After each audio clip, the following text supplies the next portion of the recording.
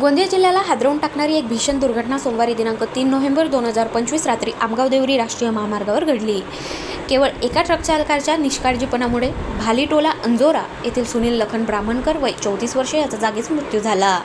मिळालेल्या माहितीनुसार रात्री सुमारे 10:45 ते 11 वाजण्याच्या दरम्यान बामणी रेल्वे गेट ते पोवारी टोला या मार्गावर नाल्याजवळ ही दुर्घटना घडली।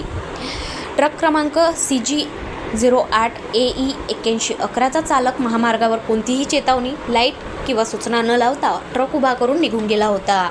याच वेळी सुनील ब्राह्मणकर आपल्या मोटरसायकलने क्रमांक MH 35 AQ 5962 जात असताना उभ्या ट्रकला मागून जोरदार धडक बसली। धडकेचा जोर एवढा होता की सुनील गंभीर जखमी झाले आणि रक्तस्रावामुळे घटनास्थळीच त्यांचा मृत्यू झाला। या प्रकरणी मृतकाचे मोठे बंधू जितेंद्र लखन ब्राह्मणकर वय 41 वर्ष यांच्या फिर्यादीवरून आमगाव पोलीस ठाण्यात गुन्हा दाखल करण्यात आला। गुन्हा क्रमांक 801/2025 नोंदवण्यात आला आहे। BNS 2023च्या कलम 285 निष्काळजीपणा आणि 106(1) अंतर्गत अज्ञात ट्रक चालकाविरुद्ध गुन्हा दाखल करण्यात आला आहे। माननीय पोलीस निरीक्षक तिरुपती अशोक राणे यांच्या आदेशानुसार पोहवा कुमरे यांनी गुन्हा नोंदविला असून पोहवा परिहार या प्रकरणाचा पुढील तपास करीत आहेत।